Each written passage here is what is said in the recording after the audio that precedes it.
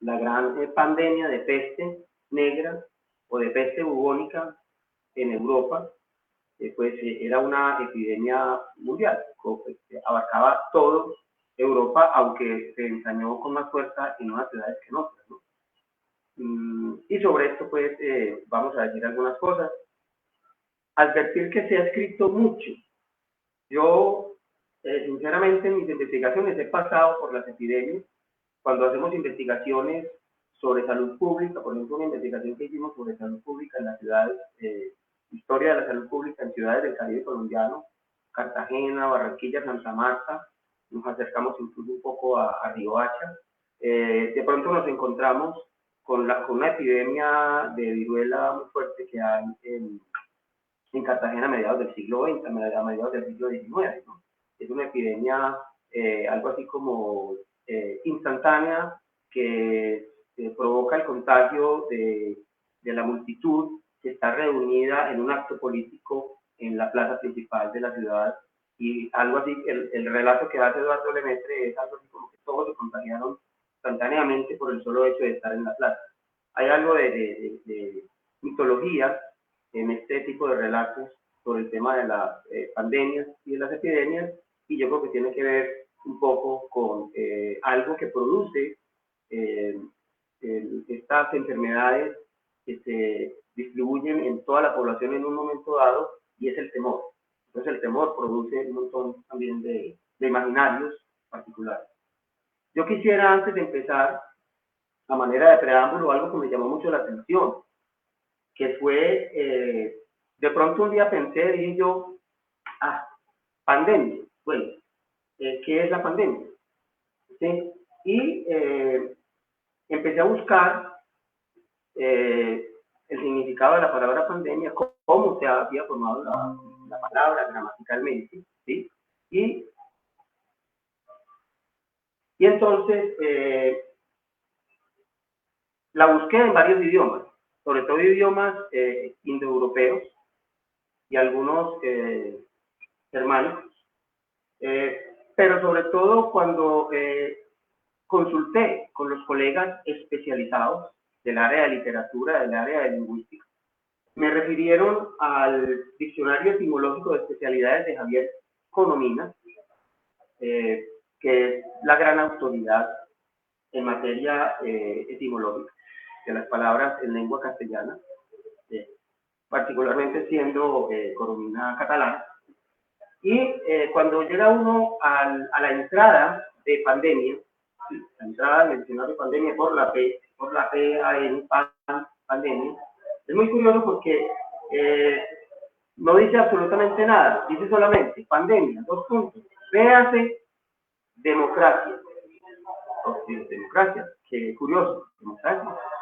Entonces, bueno, hay que hacerle caso a Coromina, vamos entonces a devolvernos un poco las páginas del diccionario y vamos hasta democracia. Entonces, claro, cuando uno va pasando las páginas, ya uno va pensando, claro, demo, ¿sí? Pandemia, demo y democracia, ¿sí? Claro, llega uno a la conclusión en democracia, porque en democracia no va a hablar de la pandemia, habla de la democracia, define la democracia, y entonces la composición de la palabra pandemia es pan, que significa todo o de todos, y demia, pueblo, con lo que uno mismo va armando la definición. La etimología de la palabra es aquello que le pertenece a todo el pueblo. No habla de enfermedad, no, es todo lo que le pertenece, es aquello que le pertenece a todos, a todo el pueblo. ¿Sí? Es bastante interesante esta definición etimológica de pandemia, ¿no? Que luego va a haber, desde luego, unas acciones de carácter científico, de carácter médico, de carácter epidemiológico, que van a recoger la misma palabra, pero cargada pues, de otros significados históricos. En este sentido, entonces, entendemos que una pandemia es la enfermedad que le da a toda una población, en un momento dado, en un lugar específico o en muchos lugares al mismo tiempo.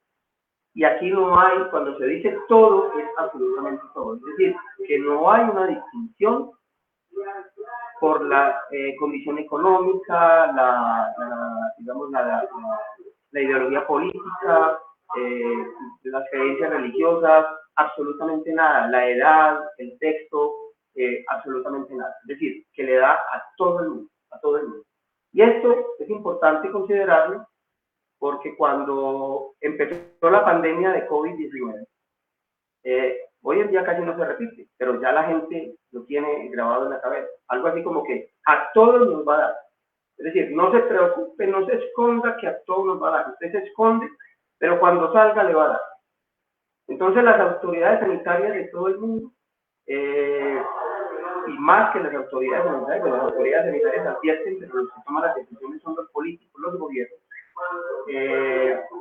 se preocupan fundamentalmente por que a la población, a toda la población, no se produzca un contagio de manera simultánea, que se vayan contagiando poco a poco, y eso es lo que llaman la famosa curva, ¿no? Los picos y la curva, y es intentar el aplanamiento, todos son conceptos epidemiológicos, la curva, el aplanamiento, y el trabajo fundamental que hacen las autoridades sanitarias y las decisiones políticas que se han tomado están encaminadas fundamentalmente a contrarrestar el ritmo del contagio, es decir, lo que llaman el aplanamiento de la curva. Pero eso de que a todos nos va a dar, de que a todo el mundo le va a dar, es una verdad a medias. Es una verdad a medias porque, desde luego, todos sabemos de que es posible cuidarse para evitar el contagio. ¿Sí? Nosotros estamos en casa evitando el contagio, por eso se llama un confinamiento preventivo obligatorio.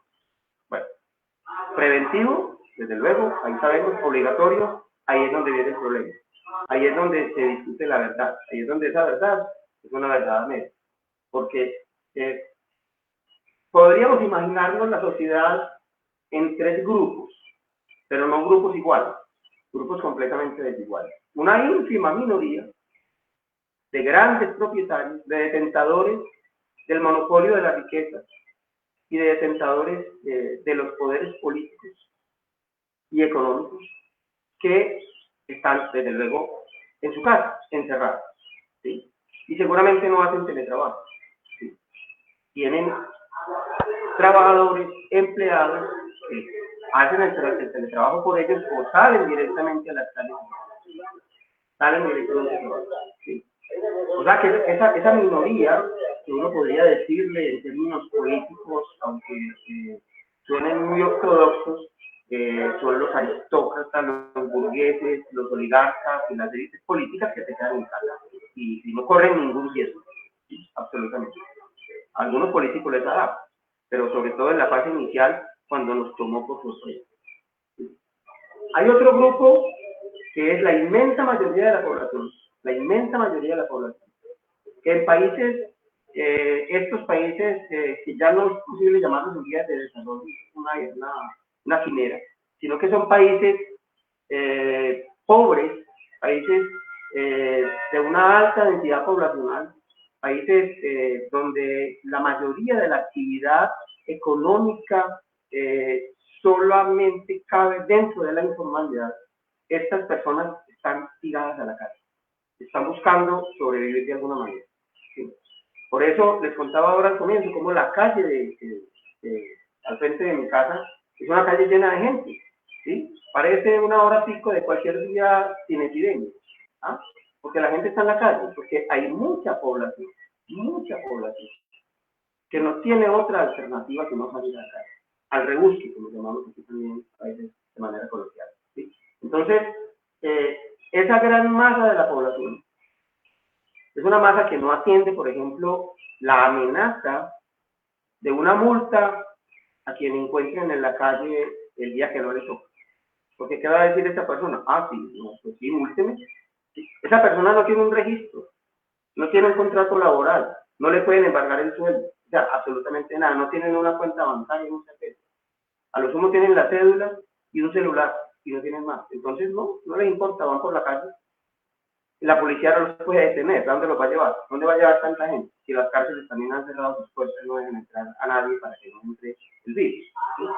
Y hay otro fragmento de la población que yo diría que podría equivaler, estoy especulando un poco, a un 20 máximo, un 30%, que es la clase media trabajadora, generalmente empleados de empresas privadas, y hay una gran masa de ese sector que son empleados públicos, los funcionarios públicos, los trabajadores del Estado, los trabajadores del gobierno, de las alcaldías, de las gobernaciones, que ahí están también los maestros, estamos los profesores universitarios, que digamos estamos obedientes quedándonos en casa y haciendo teletrabajo. Teletrabajo en condiciones discutibles, ya saben ustedes, los que son, digamos, miembros de la comunidad universitaria, todas las discusiones que se han venido generando en las asambleas de profesores, en las asambleas de profesores de cátedra, en las asambleas triestamentarias, en los claustros de profesores, en el consejo académico, en el consejo superior, discusiones, digamos, a veces de pura catarsis, donde unos dicen una cosa, otros dicen otra, que estamos utilizando recursos propios, de que estamos trabajando demasiado, en fin. Pero esa masa de clase media, ese grupo de clase media, realmente ese no es el problema, si están haciendo teletrabajo. El problema fundamental con ese sector de la población es que se le está descargando sobre sus hombros el peso económico de la crisis que está generando el encerramiento. No la crisis que está generando la pandemia, no. Es la crisis del encerramiento, porque el encerramiento es el que afecta a la economía, no la pandemia. La pandemia afecta biológicamente los cuerpos, ¿sí? Y podrá ser muy fuerte o menos fuerte, pero afecta biológicamente los cuerpos. Aquí hay un tema de medicina, ¿sí? Que es un tema de medicina que desde luego no se puede leer sino a través de una mirada desde la salud pública, porque la atención en casos de pandemia no es una atención médica. Si bien los médicos están trabajando intensamente en los hospitales, intentan curar a las personas contagiadas, los científicos están trabajando en los laboratorios intentando descubrir la vacuna, ¿sí? O por lo menos descubrir el circuito de la enfermedad. ¿Cuál es el circuito de la enfermedad? ¿Cómo comienza? ¿Cuáles son sus picos? ¿Cómo se puede variar? ¿Cuál es el circuito de la enfermedad? Las decisiones sobre el confinamiento preventivo obligatorio las toman los políticos. Son los alcaldes, los gobernadores, los presidentes, ¿sí? Autoridades, incluso como las de la Organización Mundial de la Salud, la Organización Panamericana de la Salud, o los del Ministerio de Salud y Seguridad Social, o las Secretarías de Salud, recomiendan, ¿sí? Pero los decretos de confinamiento son ejecutivos políticos, ¿sí? Es decir, que allí no hay realmente una orden médica en el decreto de confinamiento. Quien da la orden de confinamiento es la voz del político. Pero esa voz del político, desde luego, está asesorada por el saludista, por el médico, ¿sí? Pero hay que distinguir esas dos instancias. La instancia de la medicina, el accionar del médico y de la medicina y el accionar de la salud pública. Por eso, nuestra facultad está viviendo un momento de trascendental importancia, porque somos la Facultad Nacional de Salud Pública y estamos viviendo el gran acontecimiento de salud pública que haya vivido no solamente en nuestro país, sino en el mundo entero. Es decir, somos protagonistas importantes aquí.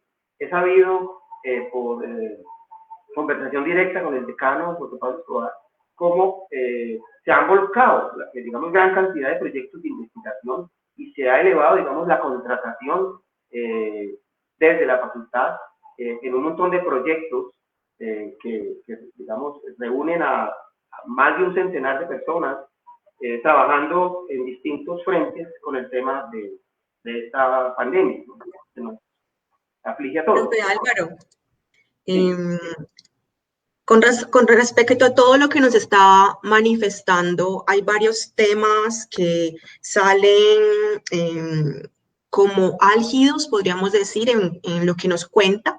¿Podría usted hablarnos o decirnos desde su punto de vista cuál es la importancia y el sentido de la historia historia de las epidemias hoy y cuál es la presencia de la enfermedad y la muerte en las epidemias y las pandemias, y si esa presencia de la enfermedad y la muerte podríamos decir que se está modificando a nivel histórico en comparación con otros momentos en el pasado, debido tal vez a todo ese contexto sociopolítico y económico que usted nos refiere, en el que las personas están tomando decisiones de salir o no a la calle, dependiendo de un estado económico o de las necesidades que tienen a nivel familiar, y esto cómo puede ir cambiando la historia de las epidemias y las pandemias.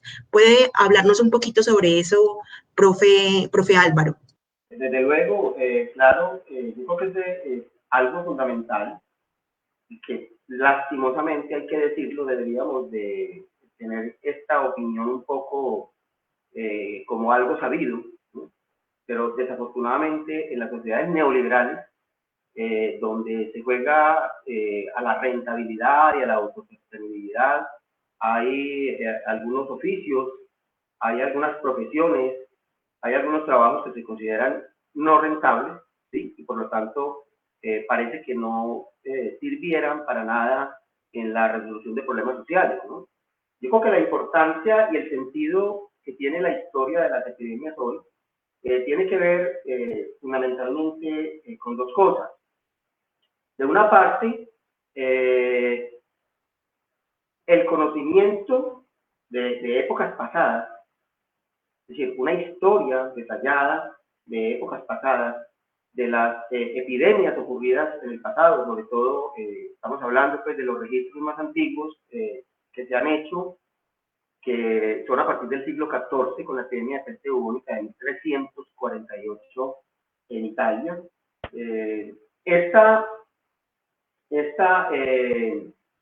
Digamos, el conocimiento de esta historia, que parece definitivamente muy alejada de nuestro presente, como que ya pasó y bueno, ¿y qué tiene que ver eso con nosotros?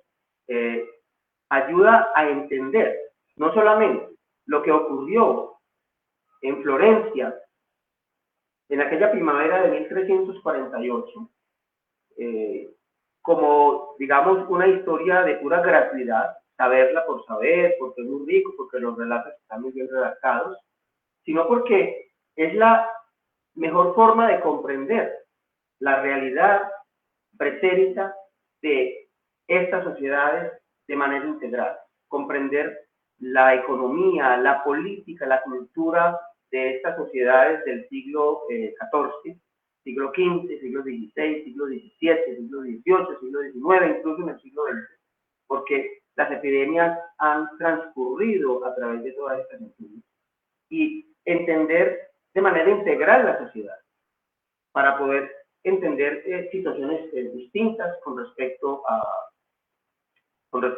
no solamente a comprender el fenómeno de la pandemia y de la epidemia, sino para comprendernos a nosotros mismos en el tema.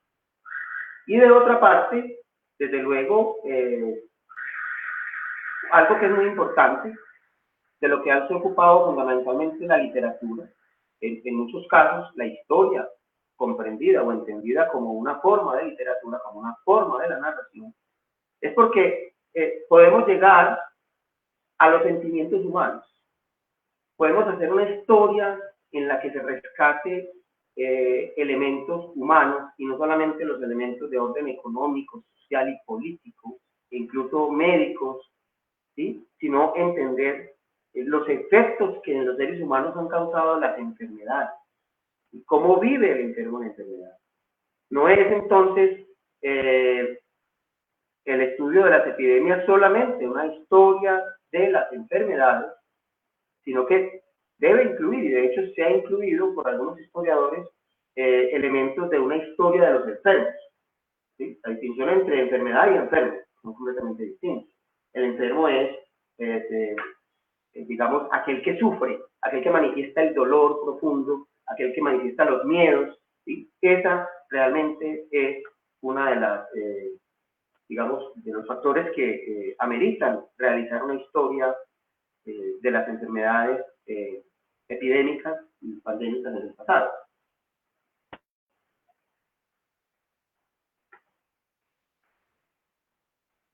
Profe Álvaro, entonces podríamos decir que desde mi experiencia personal, íntima.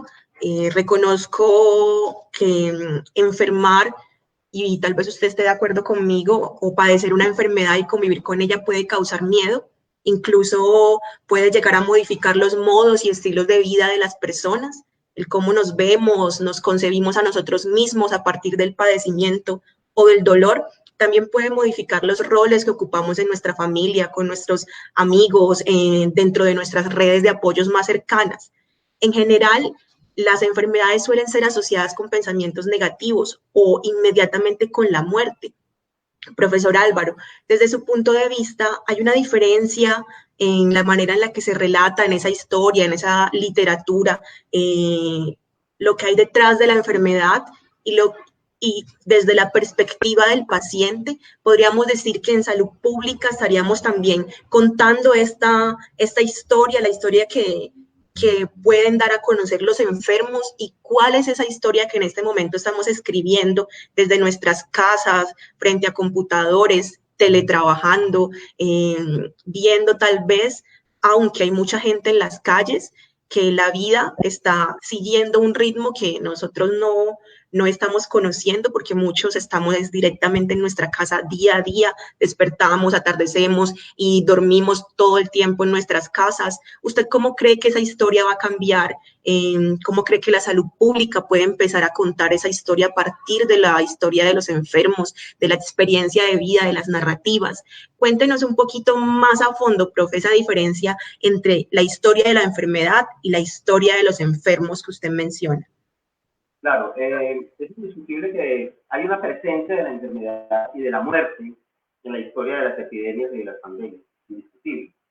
Escribir una historia de las epidemias sería completamente insuficiente sin la construcción de la historia de la enfermedad y la construcción de una historia de la muerte en Occidente. Estamos hablando de Occidente, aunque estas historias todas remiten a Oriente. Realmente estas pandemias siempre, cuando aparecían en Europa, lo curioso es que a nosotros nos pasó lo mismo. Cuando aparece la peste en Florencia en 1348, se hablaba de que venía del Oriente, ¿sí? Que venía de Oriente, que venía de Asia, y se llamaba la peste asiática, ¿sí? A nosotros nos pasó exactamente lo mismo, viene de China. O sea, todas estas pestes, y en el transcurso de estos siglos siempre esas pestes han venido de Oriente, ¿sí? Por eso se habla de una historia de la enfermedad y la muerte en Occidente. Las descripciones que al efecto se han presentado en la memoria de los pueblos están básicamente contenidas en las narraciones literarias, y creo que vale la pena remitir varios autores, como son pues, Boccaccio con el de Camerón, que se escribe justamente unos 4 años después de aparecida la epidemia en Florencia en 1348. Creo que las narraciones las escribe en 1351, 52, y ahí es citado reiterativamente, no solamente en la literatura, sino también por los investigadores, por los historiadores de la medicina, por los historiadores de las epidemias en todo el mundo, porque se constituye como en un clásico, en una descripción clásica, porque el cuadro que él va a recrear, que Boccaccio va a recrear en la Florencia de aquella época, es tan impactante con referencia a la enfermedad y a la muerte y al dolor y al miedo, que se replica fundamentalmente. Y seguramente no ha habido otras narraciones que superen la narración de Boccaccio. También la de Albert Camus. Albert Camus va a trabajar, digamos, en la condición de, digamos, un pensador existencialista, digamos, toda una trama que involucra a un médico que está, digamos, al frente de una situación de epidemia y rodeado de otras personas, van a vivir situaciones completamente de pánico, ¿no? Que son superadas desde luego por, digamos, esa actitud, digamos, no solamente profesional y de lucha del médico, sino también por la ayuda de los colectivos. Pero las descripciones que Camus hace de la peste son también, digamos, del mismo corte fuerte que el de Camerón. Hay otra literatura, como hay una novela escrita, digamos, a principios del siglo XIX, pero que va a narrar también, digamos, la peste del siglo XIV, ¿sí? Y del siglo XVII, que es Alessandro Manzoni, en una novela llamada Los novios, y narra la historia de una pareja que son novios y que se van a casar, pero cuando se van a casar se enfrentan a dos grandes dificultades. Una son, digamos, la oposición y los abusos de un terrateniente que quiere abusar de la novia, como se acostumbraba, ¿no? Los terratenientes hacían uso del derecho de la pernada, y entonces hay una serie de situaciones que hay que sortear, pero al mismo tiempo están viviendo momentos de una epidemia. Entonces, es toda, digamos, la trama que tienen que enfrentar esta pareja en confrontación con el terrateniente, pero también en la vida social, luchando por digamos, que llegue el momento de poderse casar y contraer matrimonio, ¿sí? Se me ocurría mencionar de último momento a Gabriel García Márquez. O sea, cuando Gabriel García Márquez escribe una de sus más conocidas obras, pues, ¿no? El amor en los tiempos de Cólera, está trabajando justamente la inserción de toda una trama social, cultural, amorosa, en la que hay una transversalidad de la epidemia, incluso una transversalidad de la guerra de los 100 días, pero al mismo tiempo también una epidemia de cólera que afecta toda la condición social y humana de la narración que está en juego allí. Alguien podría decir es un tipo de novela histórica, pero realmente creo que todas ellas toman de la vida real, de los acontecimientos reales ocurridos, de los registros documentales ocurridos, en arte, digamos que dan constancia de los hechos ocurridos, toman de allí para sus narraciones de tipo literario. Pero en todas estas obras que he mencionado está presente, desde luego, el miedo, la enfermedad, el dolor y la muerte. Es muy importante. Yo creo que los historiadores debemos realmente recurrir a esta, digamos, a esta perspectiva de orden analítico. Este escritor italiano que les mencioné, Alessandro Manzoni, tiene una expresión bastante contundente, muy enérgica, que está copiada pues, al principio de su libro de Los novios, que es escrito en 1842, la voy a leer, dice: la historia puede ser considerada como una guerra contra el tiempo, pues hace revivir los olvidados hechos del pasado. Pero los historiadores son cual soldados que capturan únicamente los trofeos más llamativos y superficiales, empresas guerreras e intrigas políticas, ¿sí? Y generalmente esa historia se ha contado así. Cuando hacemos una historia de la medicina, hacemos una historia de los descubrimientos y la biografía de los grandes médicos, ¿sí? Es la historia de los héroes, ¿sí? Pero no hacemos una historia que vaya más hacia las personas, hacia el paciente, como decías tú, desde esa perspectiva del paciente. Se están haciendo últimamente, es digamos, una ventana nueva que se está viendo desde hace rato, no solamente en el campo de las enfermedades biológicas, sino también en el campo de las enfermedades mentales. Está trabajando la perspectiva del paciente, y esto pone en cuestionamiento a veces no solamente la verdad en medicina, la verdad en psiquiatría, sino que al mismo tiempo pues pone el peso en otro lugar, ¿sí? Porque a veces la historia de la medicina y la historia de la psiquiatría suele ser muy técnica y basada en datos visuales, porque además se pretende a veces una confusión que no debería de ser, es una confusión entre historia de la medicina y la medicina en sí misma, ¿sí? Entonces, realmente eso es lo que pasa. Las sociedades modernas, a diferencia de la sociedad medieval, ¿sí? Han invocado otros miedos, han construido otros miedos.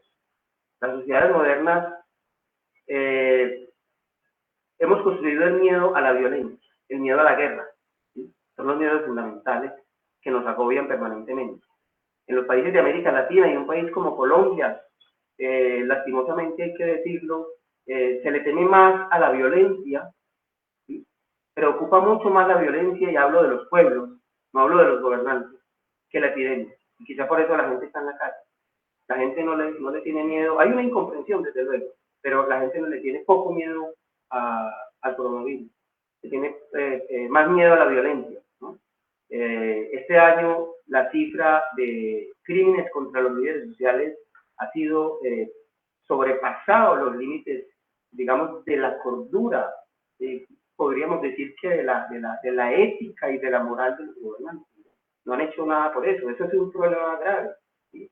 El profesor, se me escapa el nombre, de este profesor nuestro, que está ahora en Bogotá, Franco, que trabajó la violencia en Colombia como una epidemia, ¿sí? Es decir, cuando hablamos de epidemias hablamos de muerte, y se dan cifras epidemiológicas sobre la muerte, ¿no? El ritmo de las muertes y todo eso, pero se causan más muertes con la violencia, desafortunadamente. Esa es nuestra gran y peor epidemia, la violencia, que no cesa en el país y que se ha tratado de historiar y fragmentar en las guerras del siglo XIX, las guerras civiles, en la violencia política de los años 50, luego en la violencia de los años 50, de los años 80, perdón, que involucra a grupos paramilitares y grupos de narcotraficantes, pero pareciera que todo se estaba superando y la violencia sigue. Vienen los acuerdos de paz, primero con el M-19, luego con la FARC, y la violencia sigue y la violencia sigue. Es una gran epidemia, una epidemia que nos agobia. Hay que prestarle atención a ese tipo de epidemias. Realmente, cuando se habla y los medios de comunicación se invaden con COVID-19, dejan de hablar de la otra violencia que no ha cesado incluso ahora en el confinamiento. Se siguen asesinando líderes sociales. Eso es muy peligroso y bueno, tenemos que afrontarlo de alguna manera, ¿sí?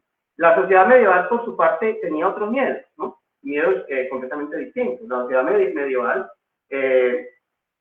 tenía miedo digamos, a la miseria. El miedo a la miseria era fuerte en la Edad Media, ¿sí? Fuerte. El miedo al otro, esa sociabilidad, la desconfianza del otro, también era un miedo muy propio de la Edad Media.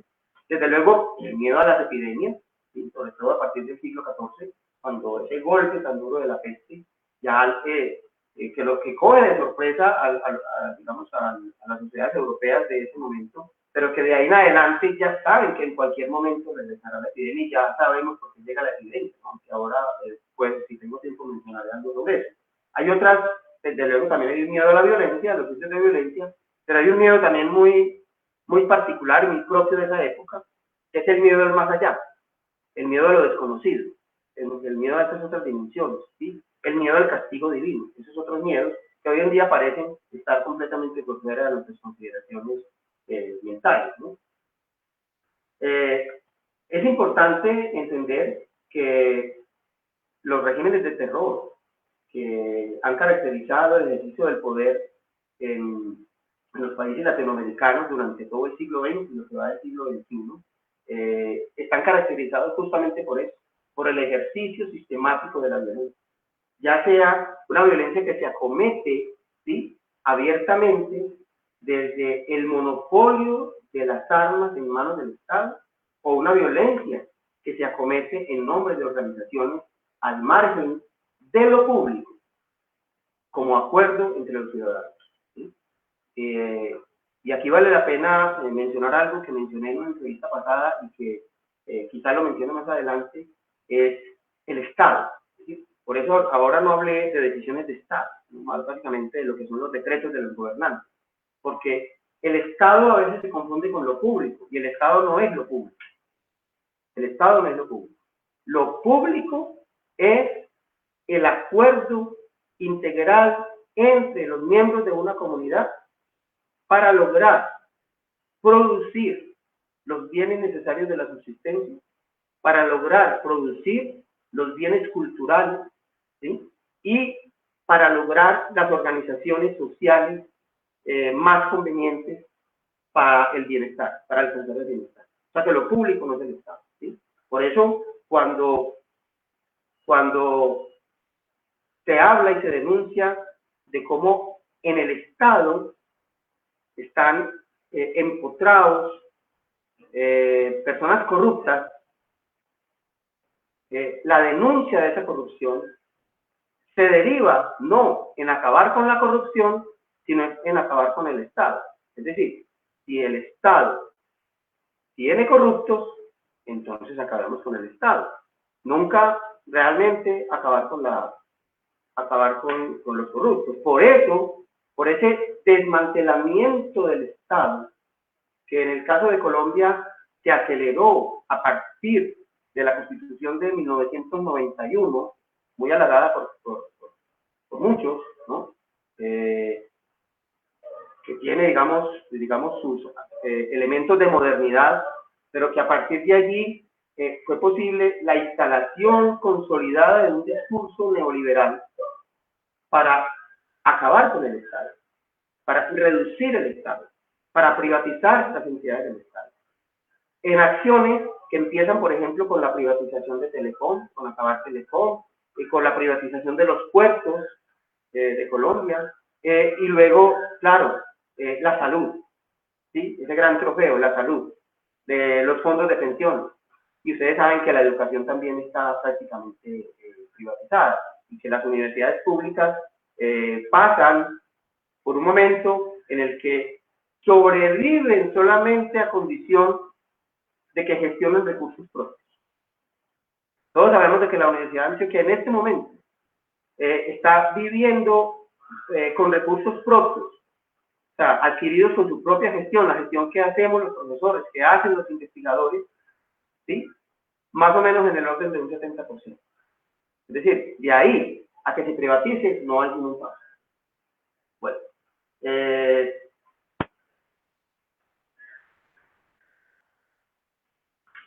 quería pasar a otro punto. Andrea, un punto que me parece importante, y es el de la memoria histórica contenida en estas obras de literatura, ¿sí? A mí me parece que los historiadores cumpliremos y debemos cumplir una labor más humana. Yo siempre he dicho que la historia realmente no es una ciencia social. En la Universidad de Antioquia, el programa de historia está adscrito a la Facultad de Ciencias Sociales y Humanas, pero realmente ese y humanas a veces nadie se acuerda, ¿sí? Porque no se le debe quitar, porque quizás la única carrera, el único programa humano que tenemos allí es el de historia, ¿sí? La historia es más una ciencia humana. En algunas otras universidades, las carreras de historia están adscritas a facultades de humanidades o de ciencias y humanidades, ¿sí?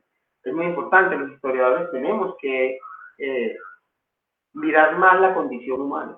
Cuando hagamos nuestras historias, nuestras narrativas, salirnos un poco del acontecimiento político, de esa cuantificación, del acontecimiento económico y la cuantificación, ¿sí?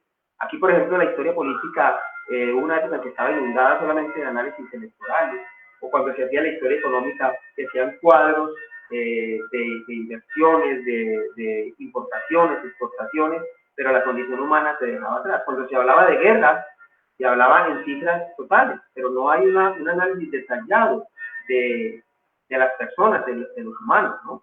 En ese sentido, quiero mencionar una obra de la literatura clásica de León Tolstoy, escrita en 1886, que se llama La muerte de Iván Ilich.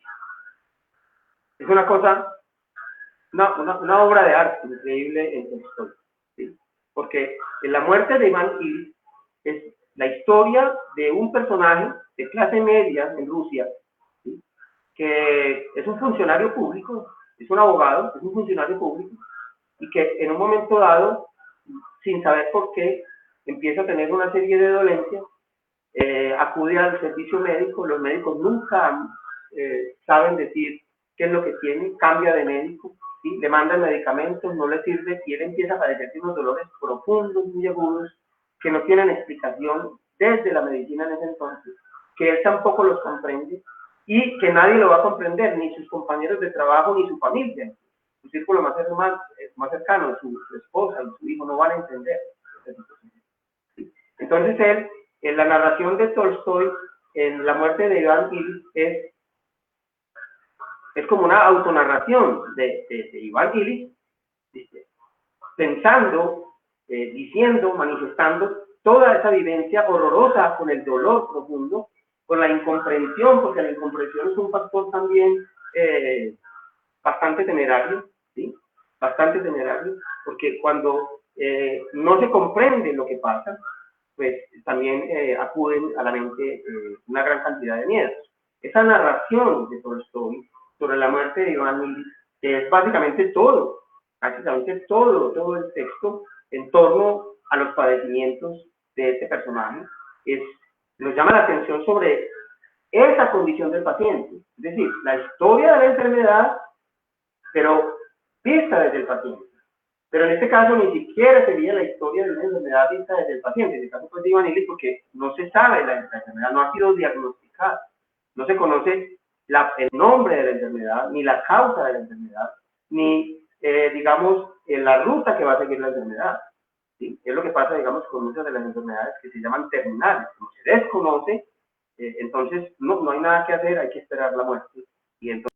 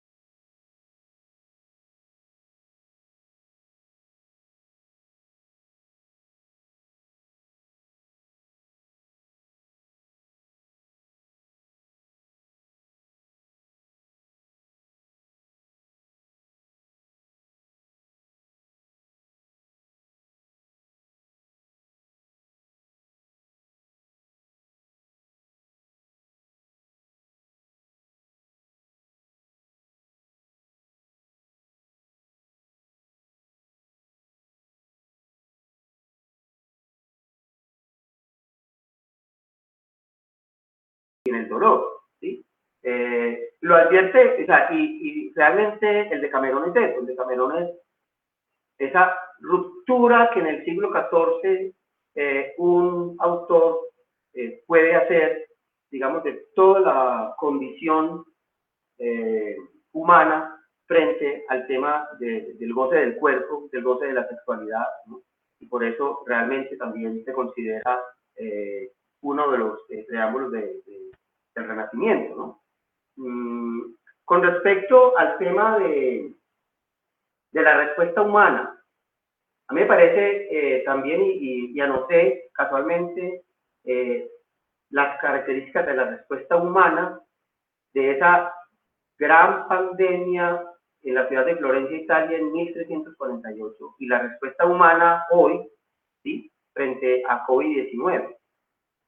y es exactamente la misma. Es increíble, es exactamente la misma. Tiene el mismo tipo de afecciones. Es decir, en una sociedad dada, en una época determinada, cuando se presenta una pandemia, se afecta de la misma manera a la población, se afecta de la misma manera a la economía, se afecta de la misma manera a la política. Y en todas se habla de cambios. ¿Sí? Pero ¿cómo se confronta? O sea, ¿cómo se asume? ¿Cuál es la respuesta humana realmente a esa pandemia? Yo quisiera leer un fragmento que trae dos hermanos, un abogado y un médico, los hermanos Peset, que son Mariano y José Luis Peset. El primero es un abogado, Mariano es un abogado y hace historia del derecho, y el segundo es un médico y hace historia de la medicina. Y ellos tienen un texto maravilloso que se llama Muerte en España, ¿sí? Y hacen referencia fundamentalmente a la peste y al cólera que se sufre en España en el siglo XVII, pero la peste italiana del XIV, ¿sí? Y dice, tomando un fragmento de el de Camerón, dice, porque si bien es cierto que la mortandad que causan es a veces espantosa, hay que convenir también en que las más de las bajas recaen en elementos equívocos, fíjense en esto, viejos, débiles, enfermitos, viciosos, etc. Con lo cual se depuran los orígenes de la población. Esto es muy parecido a cosas que hemos escuchado en la radio recientemente. Fuera de que se observa que sobrevienen luego 2 o 3 años de escasa mortandad, se aumenta el número de matrimonios y se hace mayor la fecundidad de estos. Cierto es igualmente que la alarma y el terror que producen suspenden los negocios, paralizan la industria y el comercio, ojo, y hacen aparecer la miseria, las quiebras e insolvencias, etc. Pero al par, son lecciones sublimes de moral y de higiene, llamamientos generosos a la caridad, y tras ellas acrécese el bienestar de los que heredan, a los que quedaron. No desconozco, en fin, que puedan ser útiles como contrarresto de las faltas, desórdenes y desarreglos que en lo higiénico y en lo moral cometen los hombres, olvidados de los sanos preceptos. Pero más vale no desequilibrar que hacer de establecer el equilibrio a fuerza de sangre. Fíjense, esta narración del siglo XIV es exactamente lo mismo que se habla de nuestra situación. Esa afección a la salud y la vida de las personas, pero también la afección social, a la industria, al comercio, las quiebras económicas de muchas personas, ¿sí? ¿Y eso qué consecuencias tiene? ¿Eso qué consecuencias tiene? ¿Sí? Entonces, bueno, aquí agrega al final algo que seguramente nosotros no lo hemos metido, no falta quien lo diga, seguramente alguien lo ha dicho por allí, algunos grupos religiosos, algunas mentes religiosas, que es un castigo divino, ¿no? Porque otros, por ejemplo, plantean digamos, como la razón de la naturaleza, es decir, que las epidemias son un equilibrio, el equilibrio del que hablaba el texto, de que son el equilibrio que la naturaleza se da a sí misma. Es decir, hay mucha población, hay que acabar con población, hay demasiada contaminación ambiental, hay que encerrarse, no prender los vehículos, en fin, es como si fuera toda una magia del equilibrio natural y social necesario, planteada como algo necesario e inevitable. Y en ese sentido, entonces, también entender lo que es la respuesta de la población, de los científicos y de los gobiernos en la actual pandemia de coronavirus COVID-19. Como lo sabemos, los medios oficiales y las redes no distan de ser verdaderamente idénticas en sus publicaciones a lo que acabo de leer, ¿no? A lo que narran estas novelas, estos cuentos de el Decamerón, de los novios, de la peste, ¿sí? O del amor en los tiempos del cólera, ¿sí? de todo, aparece como por sorpresa. Es decir, de un momento a otro hay una epidemia, como que nadie lo esperaba, como caída del cielo. ¿Sí? Nadie se imaginaba realmente que en un mundo altamente tecnificado y poseedor de conocimientos científicos avanzados en medicina, pudiese una enfermedad convertirse en una pandemia global. ¿Sí? Seguidamente se actúa con vacilación, temprana o tardíamente, pero con vacilación. Nadie da crédito a lo que está pasando. Con medidas de contención de los contagios, desde luego, es lo primero que se da. Quizás esto fue lo que no se hizo en el siglo XIV. ¿Sí? Las medidas de contención se aplicaron ya, digamos, en el pico, ya cuando los muertos estaban en las calles. ¿Sí? Se aplican las medidas de aislamiento, cuando ya era casi imposible lograr un aislamiento, no arrastrar consigo la enfermedad, la peste. La orientación a nivel mundial es la de confinar a la población como medida preventiva obligatoria. Estamos viviendo aquí, estamos viviendo en todo el mundo.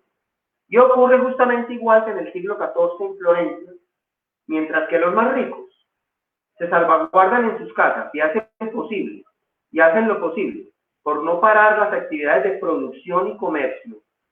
Una gran masa de la población con actividad económica de sobrevivencia informal no está en condiciones de atender la orden de confinamiento y se tira literalmente a las calles como su espacio necesario y habitual. Mientras que la clase media, trabajadora, dependiente de pequeños negocios, empleados del gobierno, se queda en el llamado teletrabajo y recibiendo sobre sus hombros el peso de los costos económicos que no puede solventar el Estado. Ya lo dije. Ese Estado real, un Estado real, Estado con mayúsculas, y no un Estado teórico, que ya no obedece al acuerdo público entre los ciudadanos, sino que se debe al acuerdo privado de una minoría de grandes empresarios detenedores del monopolio de los bienes de producción y la estructura de apropiación de la riqueza. Justamente se entiende que un país como Colombia no constituye entonces, esto lo digo yo, sin citar a nadie, un Estado social de derecho.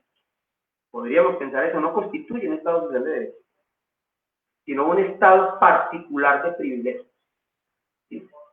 Y esto lo estamos observando nosotros cuando vemos, por ejemplo, los decretos paulatinos de confinamiento, 3 días, 15 días, otros 15 días, y cuando se levantaba el 27 de abril, sale otro decreto hasta el 11 de mayo, pero en él, o sea, antes de que llegara el 27, salen también unas medidas de liberación de mano de obra para sectores económicos. Vamos a liberarlos poco a poco. Y entonces uno sabe que al oído de los gobernantes están hablando los grandes empresarios, los grandes detentadores del poder económico que no pueden parar sus ganancias, ¿no? Entonces dicen, no, hay que sacarlos. Claro, pero es muy fácil decir sacarlos cuando yo me quedo en casa, ¿no? Recibiendo las ganancias, ¿sí? Fíjense que ese tipo de respuesta es exactamente la misma del siglo XIV, porque la narración de el Decamerón es justamente la reunión de 7 muchachas y 3 muchachos jóvenes, más o menos entre los 18 y 20 años, que se encuentran en una iglesia donde está ocurriendo el velorio de uno de los muertos por la epidemia. Todos son de familias adineradas en Florencia y acuerdan allí huir. Están asustados y quieren huir, pero como tienen dinero, tienen recursos, se van a un palacio en las afueras de Florencia y allí empiezan a vivir los placeres con comida, con sexo, con ejercicios narrativos de literatura, y lo que hace Boccaccio es precisamente construir 100 cuentos que se van a contar 10 cada día, durante 10 días,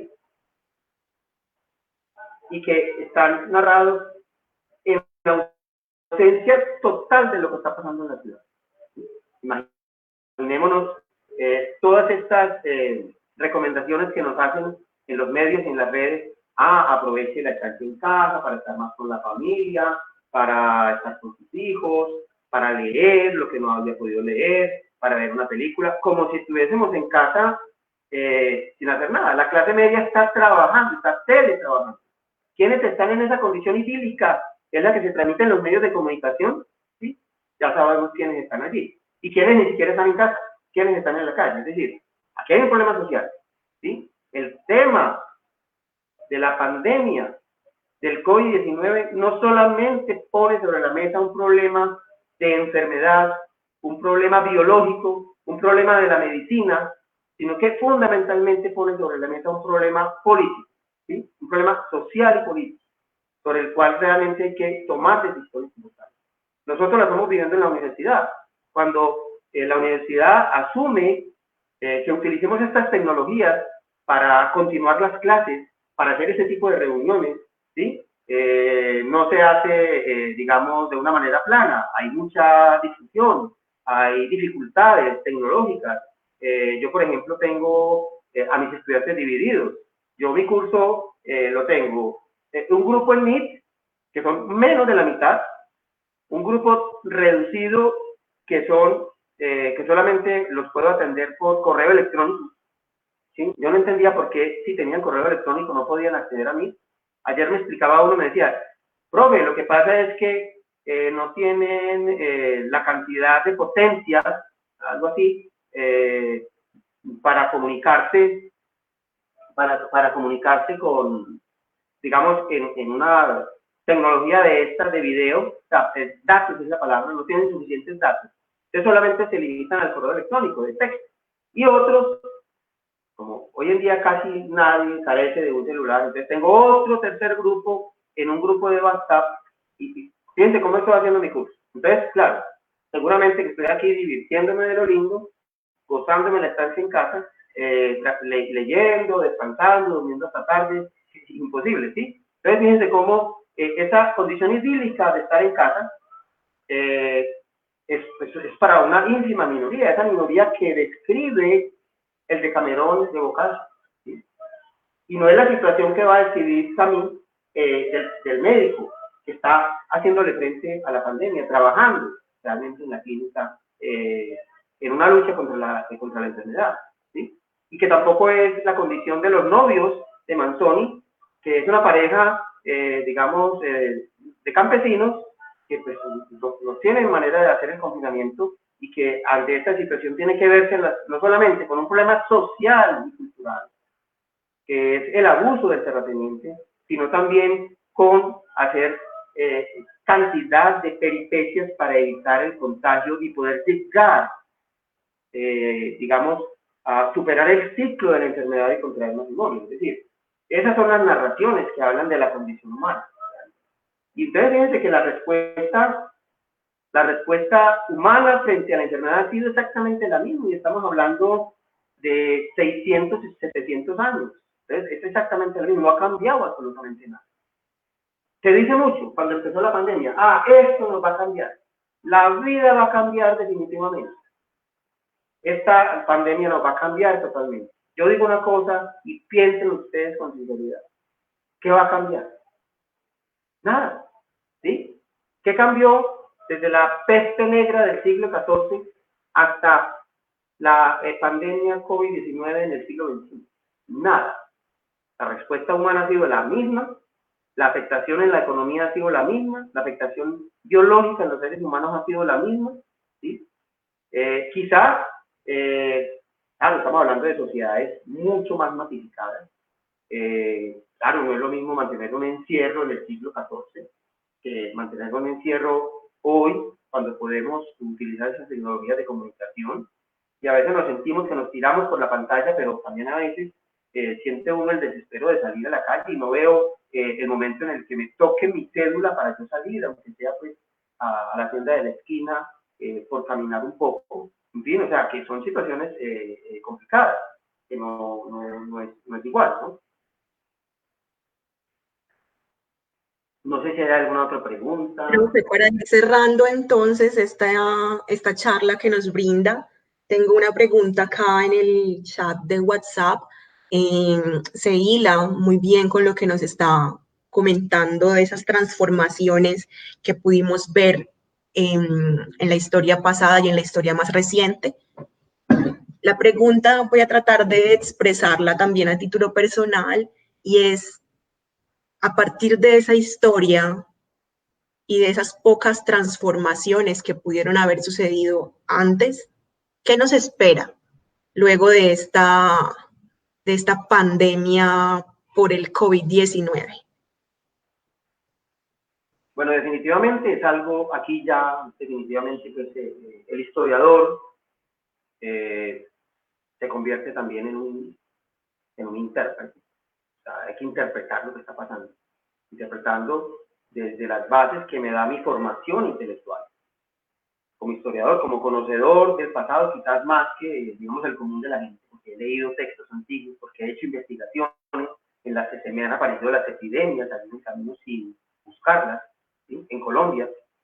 Y hay algo que es realmente importante tener en cuenta. Cuando ocurren estas epidemias en Italia, que ocurre pues esta gran epidemia de la peste negra en el siglo XIV, se forman desde luego unas juntas, ¿sí?, de ciudadanos sobresalientes de la comunidad, donde puede estar el sacerdote, el alcalde, algún policía, quizás yo no sé, quizás un médico, un voluntario, y hacen unas, digamos, unas juntas que hacían frente a la pandemia. Tenían algunas tareas que realizar, por ejemplo, enterrar a los muertos, marcar las casas contaminadas, digamos, garantizar los aislamientos, garantizar también el suministro de víveres en los confinamientos, es decir, una serie de tareas que tenían que hacer estas juntas, de lo cual se valían, por ejemplo, de los prisioneros, de los presos de la cárcel, y les prometían la libertad diciéndoles, venga, ayude a enterrar a los muertos, que después entonces le queda libre, y como pago usted queda libre. Y muchos ni siquiera lo hacían, muchos decían, bueno, yo lo hago, pero cobro, me dan dinero, y cobraban bastante dinero. Es decir,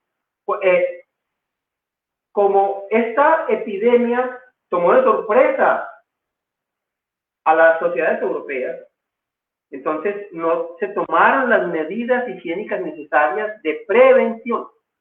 Y por eso la epidemia volvía y se repetía. Y era así que se repetía la epidemia. No había prevención, no había una medicina preventiva. Se repetía, se repetía. Es decir, no había un ejercicio de salud pública. A partir de esa experiencia, en Italia se van a constituir las magistraturas de higiene o las magistraturas de sanidad, y hay un magistrado de la sanidad que es un jefe que da orden, y empiezan estas magistraturas a combinarse entre juntas, digamos, temporales a juntas de carácter permanente. Italia va a configurar los primeros aparatos sanitarios de carácter permanente en los siglos siguientes, siglo XV y XVI. En algunas de las principales ciudades, Venecia y en la misma Florencia,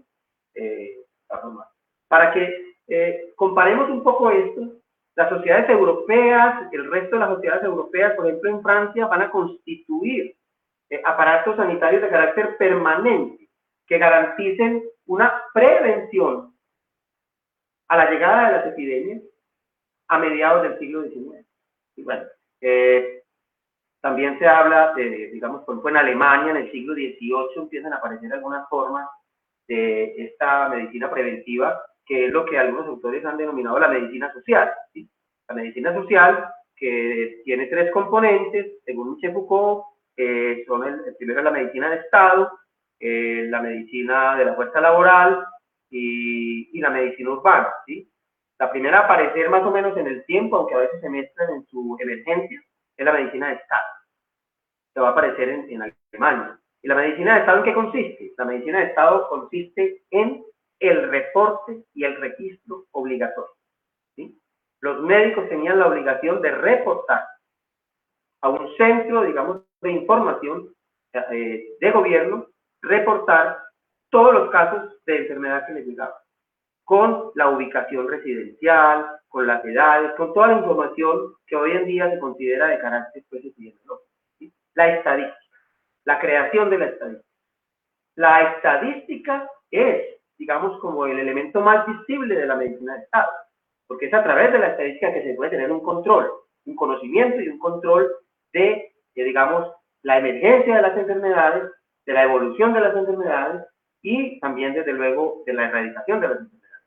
Es con el tema de las estadísticas. Cuando se habla, por ejemplo, de enfermedades erradicadas, es porque las cifras de afectados bajan a cero. Cuando se habla de las enfermedades reemergentes, es porque después de haber bajado a cero, vuelven y aparecen en otras condiciones o en condiciones similares que no fueron superadas, ¿sí? Para hablar de Colombia, en Colombia, el primer aparato, o digámoslo así, en los términos en que lo plantea Michel Foucault, el primer dispositivo sanitario de carácter permanente lo va a crear la Ley 30 del año 1876, durante el gobierno de Rafael Núñez, el gobierno de la regeneración, ¿sí? Que es un programa político de modernización de las estructuras del Estado, que al mismo tiempo va a modernizar las estructuras urbanas, y al mismo tiempo va a modernizar de alguna manera las relaciones entre los ciudadanos, ¿sí? Los partidos políticos y todo eso. Entonces, a través, digamos, del ejercicio de la centralidad del gobierno, de la centralidad. Y la Ley 30 va a crear la Junta Central de Higiene en 1886. En las disposiciones de creación de la Junta Central de Higiene se dice, créense también juntas departamentales de higiene. Pero ni la Junta Central de Higiene y menos las juntas departamentales de higiene van a tener un funcionamiento óptimo a partir de la creación de se dicta la ley, y por lo menos a nivel de las regiones, estos aparatos sanitarios de carácter permanente, que van a ser las juntas departamentales de higiene o las direcciones departamentales de higiene, que van acompañadas también de las juntas municipales de higiene en las principales ciudades, van a funcionar de una manera más o menos continua, importante y de peso a partir de 1914. ¿Sí? Y hay algunos elementos que, digamos, van a fortalecer el funcionamiento de estas direcciones departamentales de higiene. El caso, por ejemplo, nuestro, de la Dirección Departamental de Higiene de Antioquia, funciona más o menos bien y hay registros de archivo de ello a partir de 1914, pero hay unos elementos que están aquí previos establecidos. Por ejemplo, la creación de los laboratorios, primero los laboratorios privados en manos de algunos médicos que habían viajado a Europa, luego los laboratorios en las universidades y luego los laboratorios municipales, ¿sí? Los laboratorios bacteriológicos, digámoslo de alguna manera. Pero también la creación de la Oficina de Estadística. En Medellín se creó la Oficina de Estadísticas en 1912. Es decir, antes de que aparezca, digamos, la instalación de laboratorios y de que aparezcan las estadísticas, es imposible hablar de funcionamiento óptimo de un dispositivo sanitario de carácter permanente, ¿sí? Y los laboratorios tenían que trabajar con el microscopio, con la balanza y con los reactivos. Y las estadísticas suministraban todos los datos que le permitían a los científicos, a los químicos, a los médicos, establecer, por ejemplo, el movimiento, digámoslo así, de las enfermedades, ¿sí? Y para poder prevenir las enfermedades.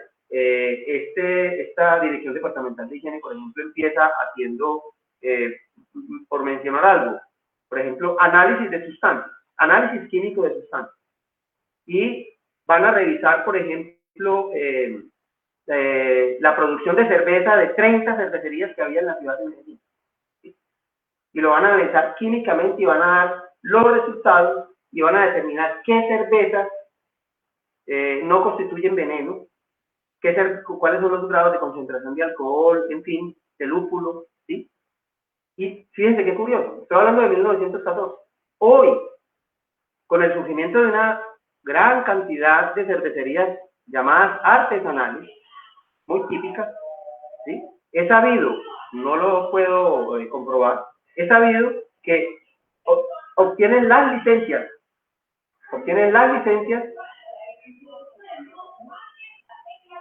Álvaro José, por favor. Silencio. He sabido que reciben las licencias sin que se les realicen este tipo de exámenes químicos a los productos que salen al mercado. ¿Sí? Bien, eso es una cosa que se sale un poco del tema, ¿vale? Pero para que vean eso. Entonces, ¿cómo para concentrarme un poco en la pregunta, es decir, ese aparato aparato sanitario de carácter permanente el que va a garantizar, digamos, una actividad de prevención.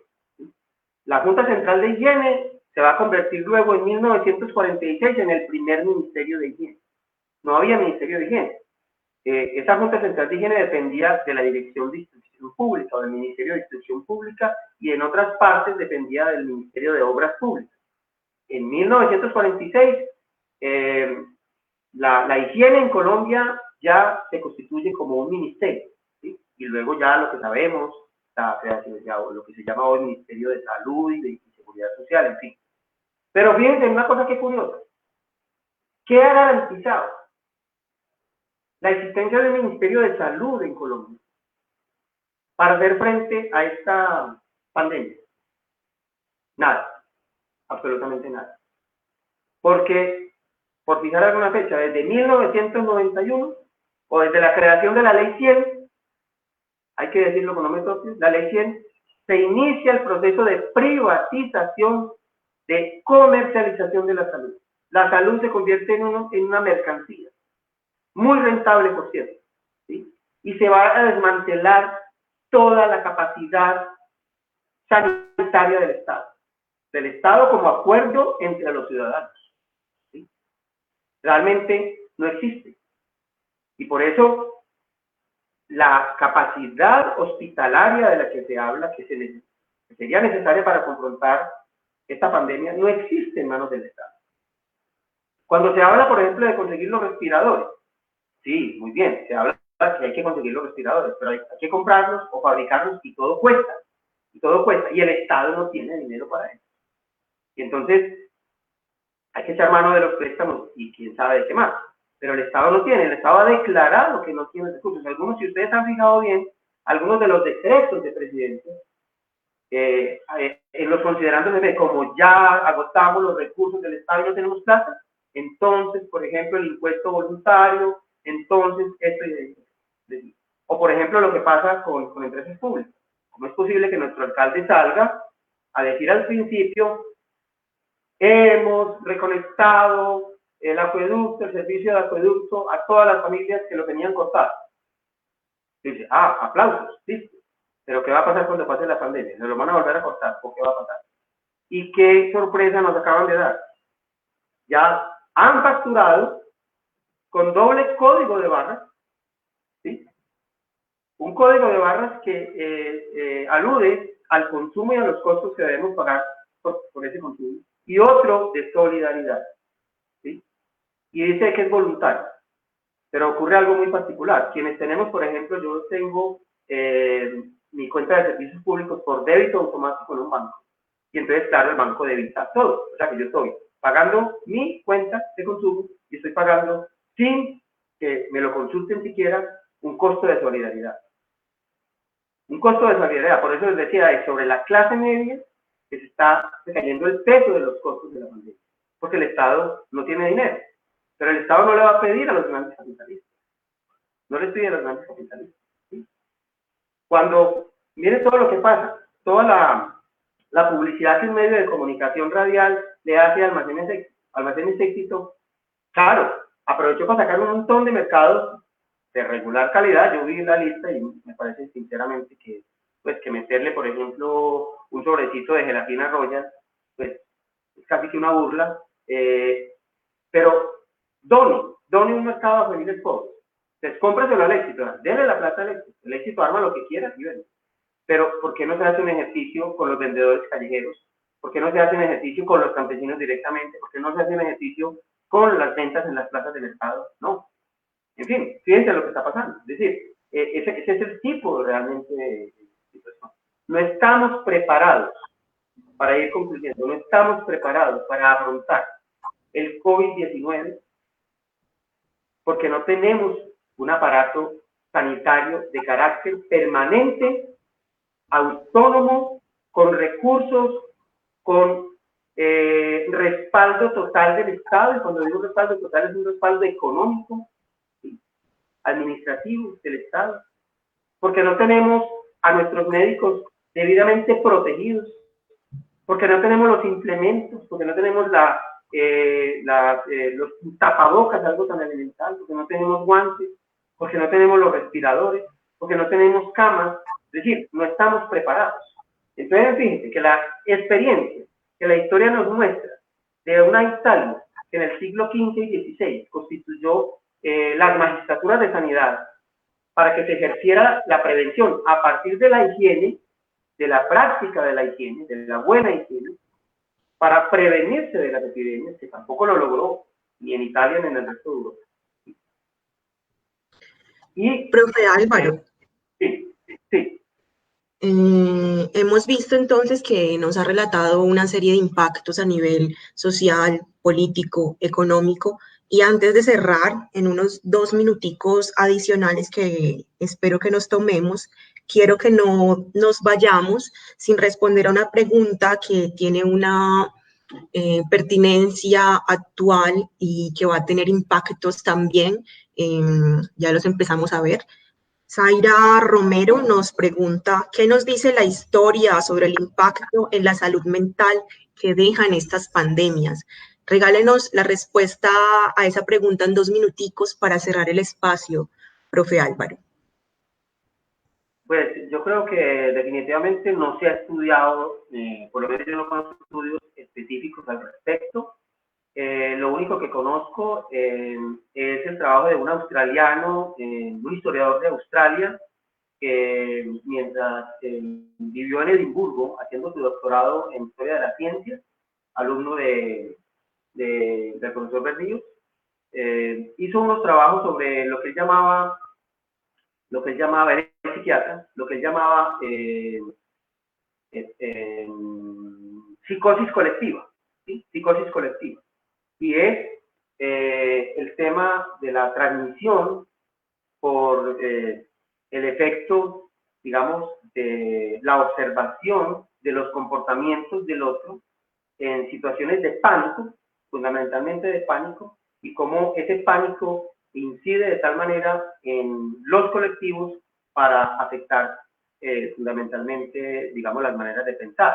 Yo creo que el tema del pánico hoy en día está casi que señalado como una especie de diagnóstico de enfermedad mental, de alguna manera, el pánico, que tiene mucho que ver con la ansiedad o con la depresión.